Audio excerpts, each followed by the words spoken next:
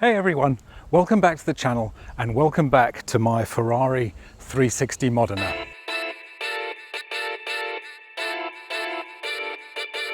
So if you're new to the channel, thanks for stopping by. I really hope you enjoy it. And if you like this kind of content with my own Ferrari 360 Modena and a couple of AMG Mercedes, it'd be great to have you as a subscriber.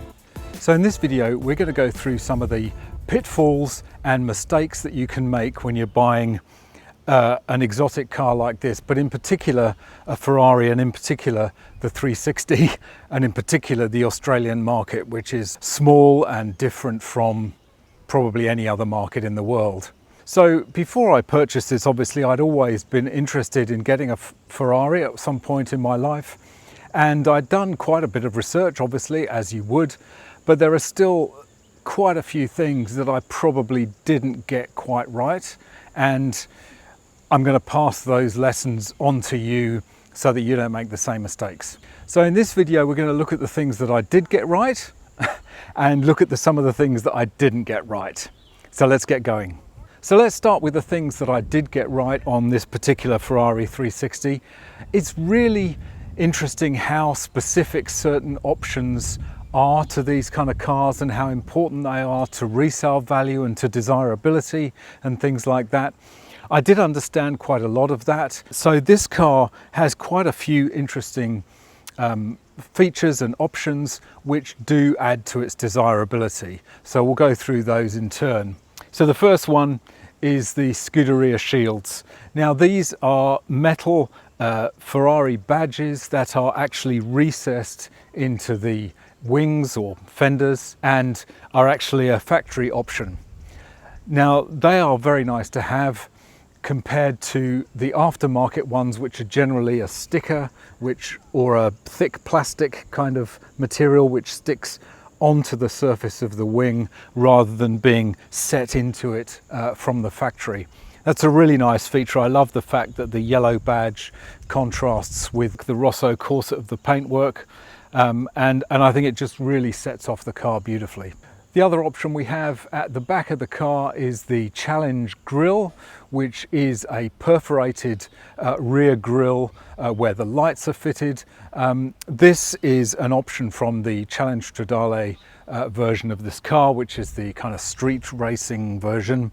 But it adds to its visual appeal, I think, quite considerably, and also adds to the cooling effect of air through the engine bay and out the back. And I think that reduces the risk of overheating. So not only does it look good, but it also has a beneficial effect for the engine itself. The other thing this car has, which is really good, is the front Challenge grille air intakes, which are a kind of diamond pattern. I think the standard car grills is 2 louvers. I'm not sure. I'll just put a picture of it to remind everybody. So again, that just gives it a little bit of an extra sporty look from the front and is a desirable option to have on this car. This car's also been fitted with the Challenge wheels, which are also from the Challenge Stradale, a huge improvement on the standard Starfish style 5-spoke alloys. So the final exterior option which adds to the desirability of this particular car is the xenon headlights. So this was quite a new thing, obviously, back in 1999 when this car came out. Xenon lights weren't quite as common as they are now. If you optioned the xenon lights, you also got the headlamp washers. So if these have been retrofitted to the car, you wouldn't get the headlamp washers. Turning to the interior now, this car has a couple of options on the interior which are really desirable, both on the seats. So they have the Daytona stitching pattern, which harks back to the original Daytona style that was incorporated into that car back in the 70s. Also, it has the electric seats, which is another option which was factory and just adds a little bit of convenience and comfort. And the final option that this car has, which is nice to have, is the contrast stitching on the leatherwork and the dash. Didn't come as standard, just adds a little bit of interest to the interior. For this one, it's a Bordeaux colour to match the interior carpets, and yeah, just makes the interior, just brightens and lifts the interior just a little bit. So those are basically all the good things about this particular car, which make it different from your maybe a standard 360. But unfortunately now we're going to talk about some of the things which are not so great about this car and which are probably going to affect its value going forward. So the first of these is the fact that it's a coupe or coupe and not a spider. There seems to be a desirability for the spiders, even though I don't think they're as pure and as good looking as the Modena. The spider seems to be the desirable one, the open top motoring. I can understand the appeal. I have my SL55, which is fabulous to have the top down, to be able to combine it with a Ferrari and have that fantastic V8 sound through the cabin obviously is a benefit. But you know, if you're looking at the purity of the race car heritage of this, obviously the coupe is the one to have. But in terms of desirability and probably resale, it's not the one to have. The spider is the one that is more popular. The second issue is the fact that this is the F1 transmission. So if you click the link up here, you'll see a video that I did on what I call manual madness, which for this car is very strong. People definitely want to have that gated manual, even though the whole point of the 360 and the 355 before it was the introduction of the F1 flappy paddle transmission, which I actually really enjoy, and I think it's a great feature of this car, but people don't know how to drive it. They compare it to an automatic, which it isn't. It's an automated manual, a robotized manual. You should treat it as a manual. Don't get me started. But I think the robotized manual is the one to have in this car. And it was actually about 35k more expensive to option the robotized manual. But manuals today have the premium over the robotized manual. So another feature that's going to probably hit me on resale.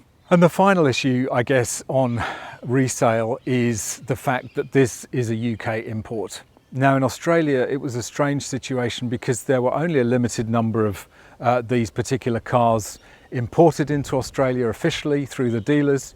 So the government made available what's called the low volume import scheme, where dealers could import cars from primarily the UK, Singapore, Hong Kong, and then convert them to be Australian standard, and then they could be sold here.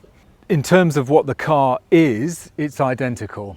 This car came from the UK in 2006. It had been in the UK only for about 4 years and was then imported into Australia on the low volume import scheme. It's had all the conversions done. It's got a kilometers per hour speedo. Everything compliance wise has been done as it would have been done for an Australian delivered car. But it's just that stigma, if you like, that's attached to a car not being Australian delivered. Now personally, I can't see the problem with that, but if you're a connoisseur and collector and you want the most desirable collector car in Australia, it has to be Australian delivered.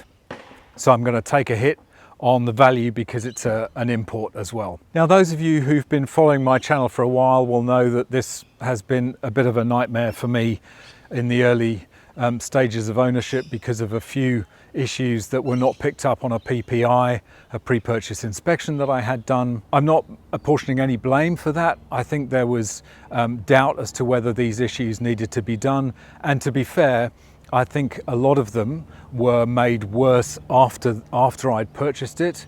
I should have got work done straight away rather than driving it for a few weeks, and I think that actually probably made it significantly worse. But what I would say, and what the advice I would pass on to anyone thinking of buying a car like this, is to get it inspected, and get it inspected by a Ferrari main dealer. They know everything about these cars. Even though you're going to pay more for that service, if you're spending this much money on a car, it's money well spent. You'll make sure that everything you're buying is solid. You'll confirm that the clutch is in good condition, the mechanics and bodywork are all in good condition. It's just insurance for the purchase that you're going to spend. Just while I'm editing this video, the tone has come across a little bit negative, as if I'm not happy with this car.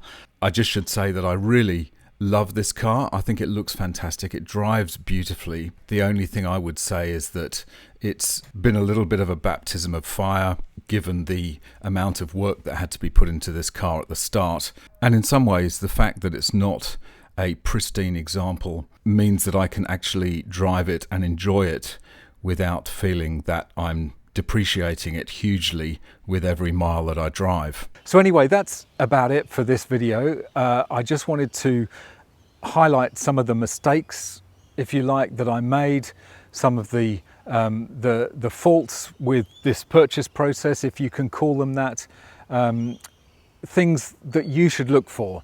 Certainly if you're in Australia and you're looking for a 360, there are things that you should definitely look for. Spider, manual, Australian delivered are the three big ones. The other options are nice to have, but they don't affect the price anywhere near as much. But you will find that cars in that spec, Spider, manual and Australian delivered, and if they're in resale red like this is, they will be a lot more expensive than an imported F1 Modena Coupe. So things to bear in mind. Let me know in the comments what you think of that, what you think of the market. Obviously Australia is a very different market from the US, from the UK, from pretty much anywhere else in the world. It's a tiny market. I don't know of any other countries that have this kind of import versus locally delivered issue. Let me know if your country has that same kind of issue. Anyway, look, I really hope that's useful to you guys. Hope you found it interesting. As always, if you enjoyed this video, don't forget to smash that like. It'd be great to have you as a subscriber and hit that notification bell. If you enjoyed this video, maybe think about sharing it. I think sharing is one of the things that the YouTube algorithm takes into account most of all. So if you feel like sharing this on a forum, please do, that would be great. If you want to follow me on Instagram, down here, and I look forward to seeing you in the next video. Bye for now.